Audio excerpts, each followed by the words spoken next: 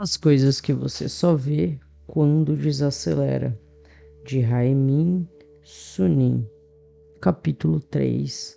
Paixão. Modere seu entusiasmo.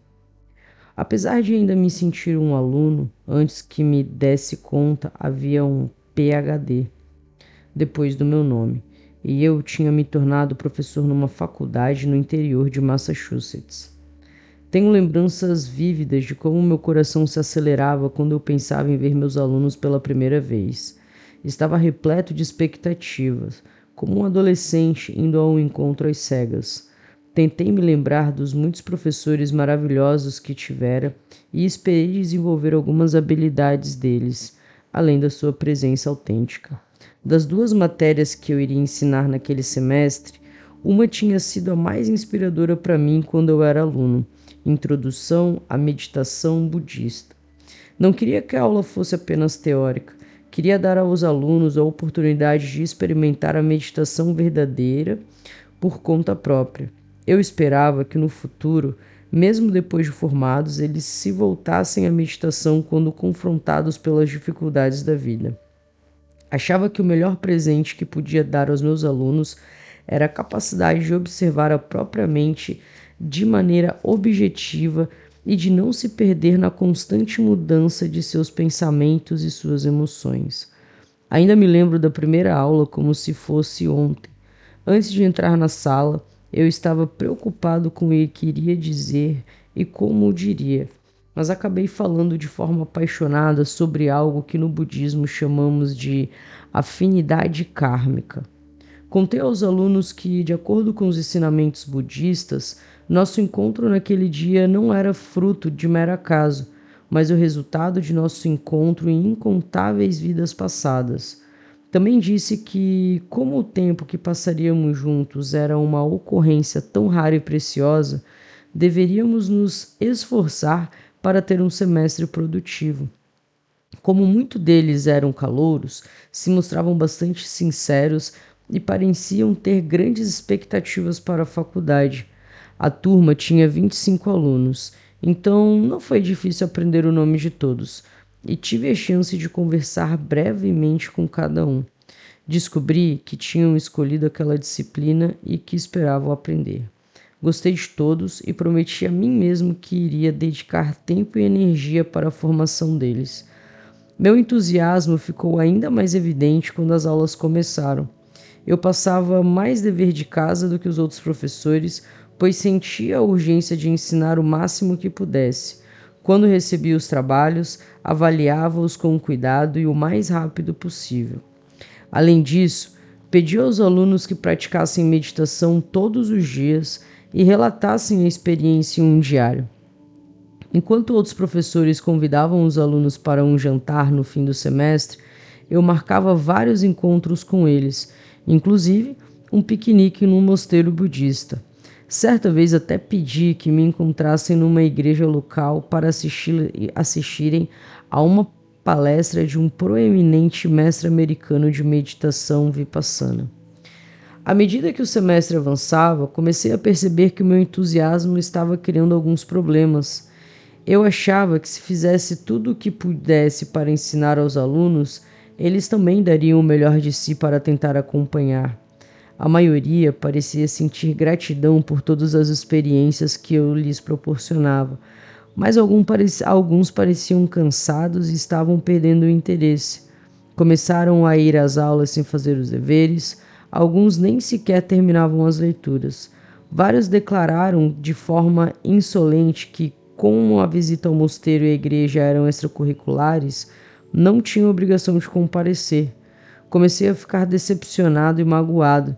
Não conseguia evitar. Eu estava fazendo de tudo pelos meus alunos e eles rejeitavam a minha oferta.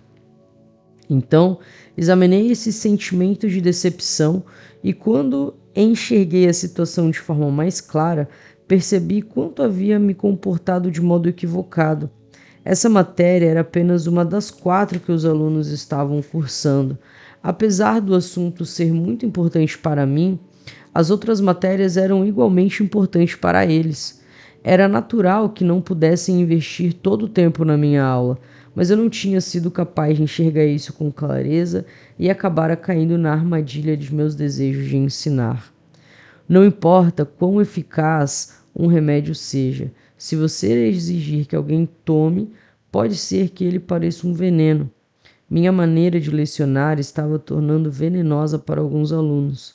Após perceber isso, modifiquei as aulas para encontrar um equilíbrio apropriado entre a minha paixão por ensinar e a capacidade de aprendizagem dos estudantes. Para minha surpresa, eles notaram a diferença quase que na mesma hora e começaram a reagir de forma positiva. Parei de sobrecarregá-los com o meu excesso de zelo e, pouco a pouco, eles redescobriram seu interesse pela aula. Quando isso aconteceu, notei algo que deveria ter percebido desde o início. Quando conseguimos um trabalho pela primeira vez, sobretudo se tivermos nos preparado durante muito tempo, é fácil enxergar no entusiasmo, pois estamos ansiosos por nos colocar à prova. Na empolgação, cometemos o erro de igualar nossa própria ânsia com eficácia. Fazer bem um trabalho é mais importante do que achar que se faz um bom trabalho. É necessário ter sabedoria para perceber que essas duas coisas nem sempre estão relacionadas. Em alguns casos, nosso zelo pode nos impedir de alcançar o resultado desejado, principalmente se você não consegue enxergar as necessidades de seus colegas de trabalho para atingir o mesmo objetivo. Só conseguimos trabalhar com os outros de forma harmoniosa e eficaz quando aprendemos a controlar esse excesso de paixão. Só assim podemos compartilhar nosso entusiasmo com os que estão à nossa volta. A badalada de um sino só pode ser ouvida de longe quando o sino é tocado com força. Sua influência não vai expandir sem sacrifício de muito trabalho duro. O mundo percebe os seus esforços mais rápido do que você pensa. É importante trabalhar duro, mas não se apegue à sensação de trabalhar muito. Se está inebriado por essa sensação, é porque liga menos para o trabalho do que para a imagem que os outros têm de você. As pessoas mais perigosas são aquelas que têm uma paixão, mas não possuem sabedoria. Se quiser prever como um político vai agir após ganhar uma eleição, observe a forma como ele se comporta hoje e como viveu no passado. Uma pessoa não vive do jeito que diz viver, e sim da forma como sempre tem vivido. Historicamente, as pessoas que trazem mudanças para a sociedade tendem a ser não as de meia idade, mas a juventude apaixonada. O coração dos jovens é sensível à situação dos oprimidos.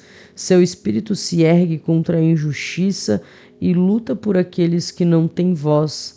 Agarre-se a esse espírito jovem, não importa a idade que você tenha. Todo mundo é gentil com quem acabou de conhecer.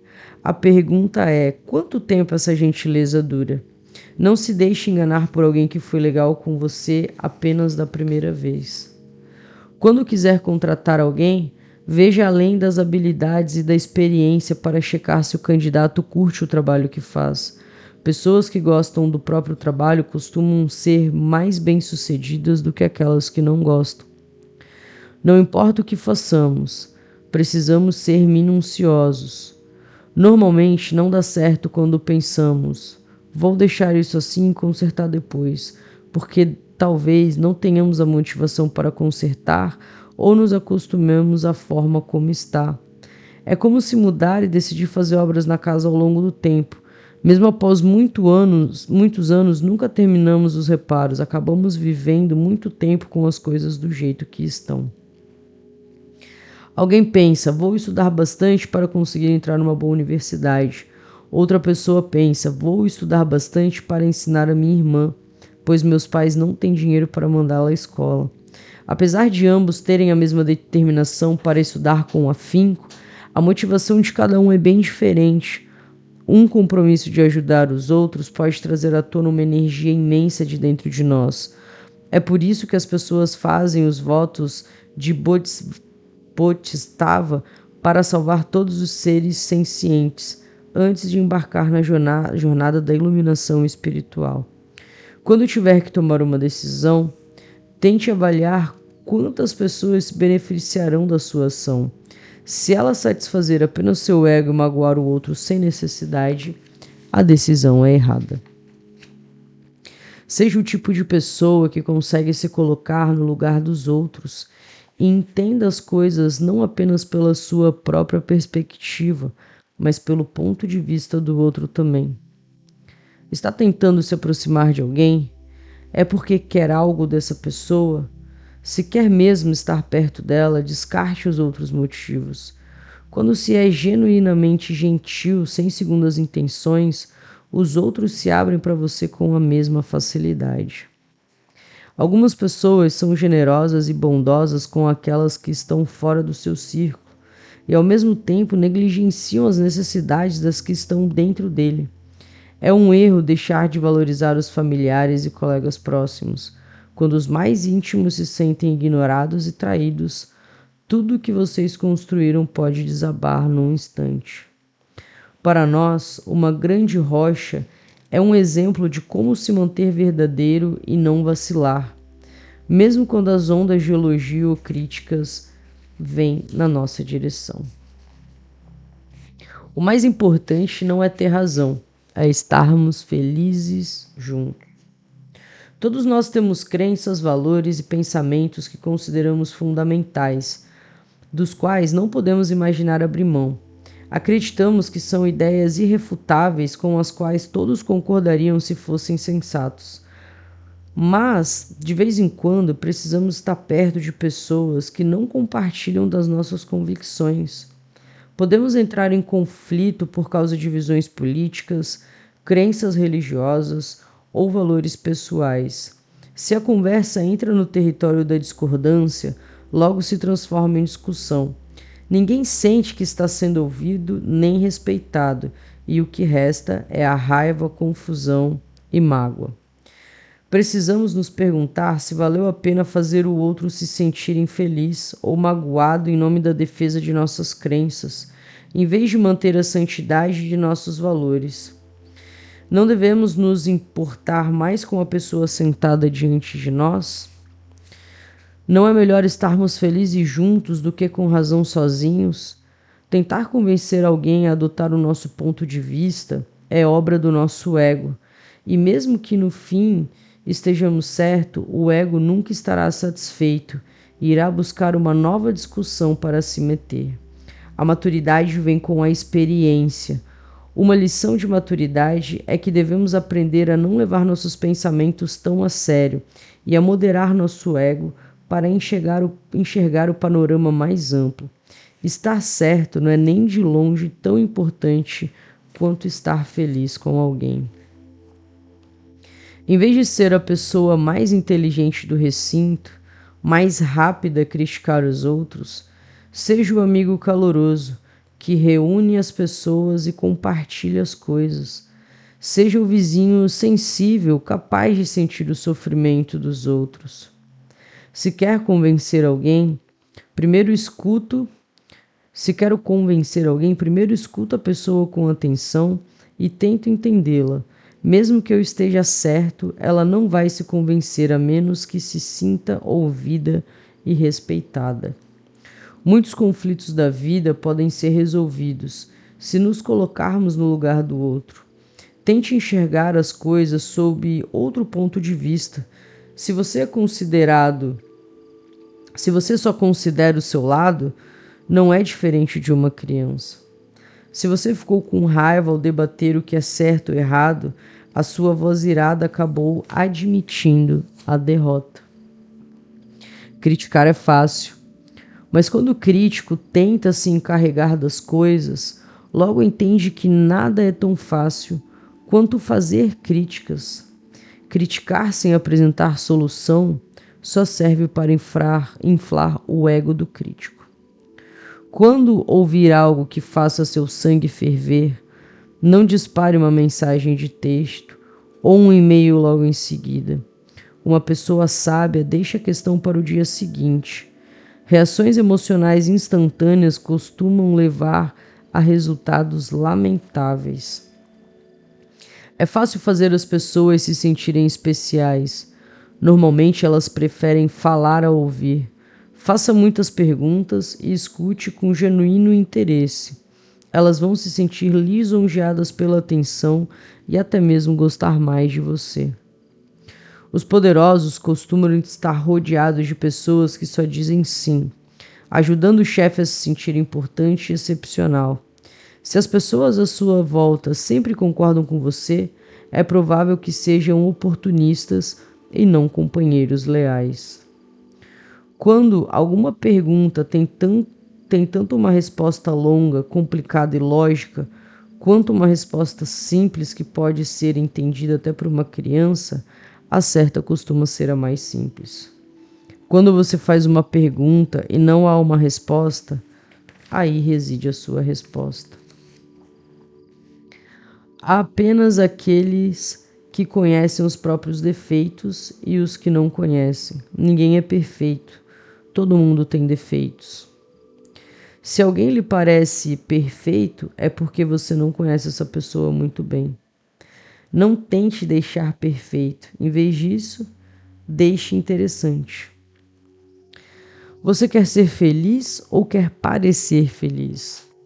Não ligue para o que o mundo diz que você deveria fazer para ser feliz. Seja verdadeiro consigo mesmo e descubra o que quer de verdade.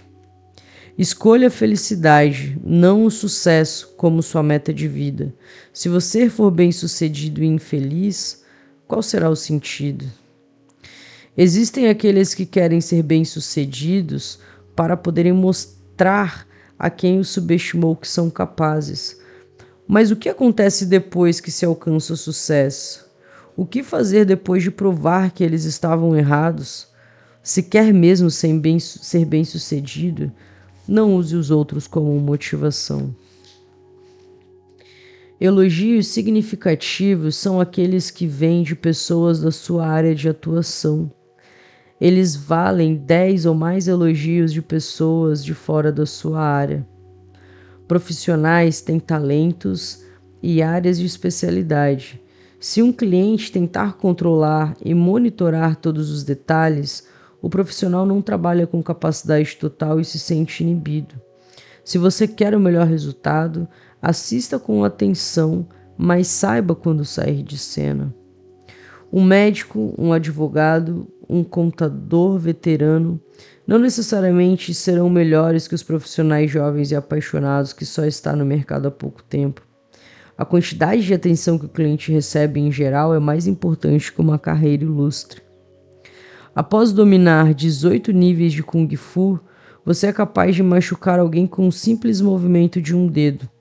Mas se continuar a dominar todos os 36 níveis, escolherá se retirar quando o fraco tolamente quiser brigar. Você está progredindo? Está se saindo bem? Então veja se está sendo bem-sucedido às custas dos outros ou junto com eles. Se você colocar os outros de lado no caminho para o sucesso, será engolido quando a maré mudar. Não esqueça de curtir esse vídeo para que essa mensagem chegue a outras pessoas e também se inscreva no nosso canal.